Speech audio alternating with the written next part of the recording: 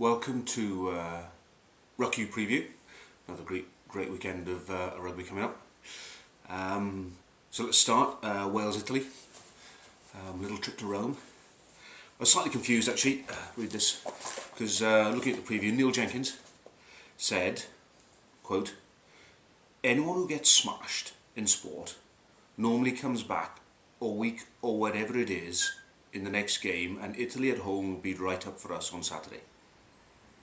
So I thought, no, I'm not getting that. So I read it again.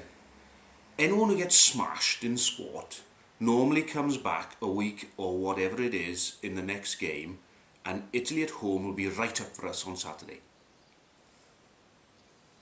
Now, James, I think what he's trying to say is there might be a backlash from Italy having been smashed by the English, and the Welsh are very wary of it. But even though, stop Parisi, I think Parisi, great player. No, I think the Welsh will be too strong. Welsh forwards have gone pretty well. Great win for them in Scotland. Thought they played exceptionally well, controlled the game, and I think the pack forwards will be good enough.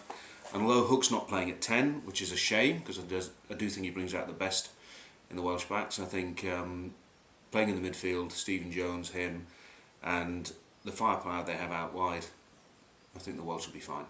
So a Welsh win. Scotland, Ireland, lots of changes for Scotland.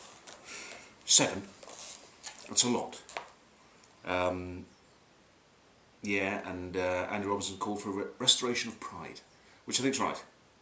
And one of their former great players, Gavin Hastings, another quote from Gavin, who's talking about a bit of internal fighting going on. A few quotes coming out of the camp that they need a bit of an honesty lesson. But the bit that sort of I didn't quite understand with Gav was that he said they've got to cut down the errors.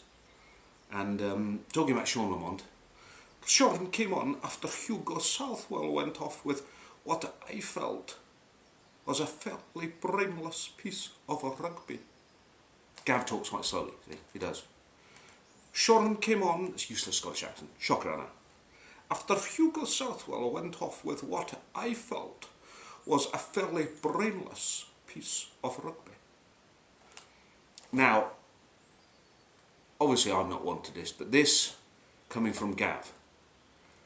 True story told to me by a former Scottish captain, and it would be indiscreet to mention his name, David Soul. They went for a run during the World Cup, 91 World Cup. They were running along the beach, bit of a warm-up for a training session. True story. He's running along, Scott, Gav's brother was fairly close, running along the beach, and Scott says to Gavin, "Oh, look, a dead pigeon!" Points his pigeon, and Gavin goes, "Where?" So a fairly brainless piece of rugby. Anyway, on a serious note, yeah, the Scots got to get it together. I thought they were impressive in a lot of parts against the French. Went AWOL against the Welsh, and they really need to put their game together. I think errors, consistency, intensity against the Irish. The Irish have got Bow and Trimble back, which would be a big lift. And I think if they can get a bit of the midfield firing again, a bit of confidence, get their forwards back, a bit of an edge they always used to have in the line-out, I think they're going to be too strong. Bud O'Driscoll will be at his best. I only say that because I like him. He's a great player. I think if Darcy find a little bit of form, I think the Irish will be too strong for the Scots. Be a good game actually. Physical, close game. Thanks for that, Will. Really interesting. So, England-France. Marc Livremont, he has stood his things up a little bit. No one likes the English. Everyone hates the English. I said, on a tweet, I think he's been going to the same pre-match psychologist as Warren Gatland. It's good. His players must be chuffed. But actually, to be fair, he's got a point. No one does like the English, and you can't blame them. Arrogant bastards. It's history. That's what makes the Six Nations special.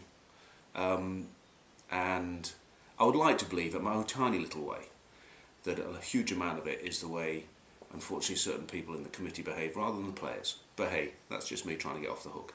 But no, he's got a point. Interesting he's brought Chabal back. Yashvili. Chabal in there, first 50 minutes I would think, trying to take the sting out of the English pack. I think that's the way the French will try and play it. Contain the English. You look at the power and the pace and the skill they've got on their bench, that's quite worrying from an English point of view. England, going well, looking very, very good. Need the right attitude with the French. You've got to contain them, you've got to close them down, you've got to make them feel claustrophobic. Don't spill any ball out wide, don't kick loosely to them, don't let them run. Get physical with them, get niggly. Sad old story, World Cup quarter-final, fairly tense, fairly edgy. First couple of minutes, Nigel Heslop chased up a kick a wee bit late and hit Blanco late. Blanco slapped him, and then Eric Schom chinned him, knocked him out.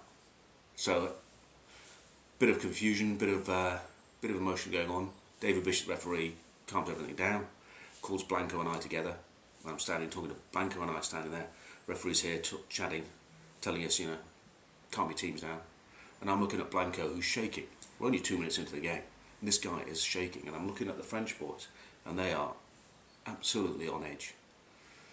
So he goes, yes, the referee. So, I went back to the team. I said, got the forwards on. I said, guys, come on, these boys are right on the edge, right on the edge. And I was just about to say, got to tip them over when Wade Dooley, as only Wade could, said, "Does that mean we can keep kicking the bastards?"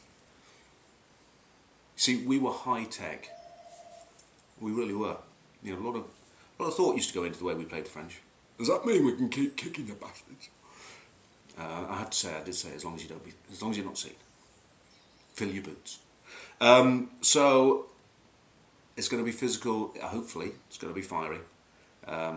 If the English have the right attitude, obviously my heart says the English will beat them, but it'll be a cracker. So I'm going for the Welsh, the Irish and the English, and I haven't got a bloody clue what the accent is. See you next week. Bye.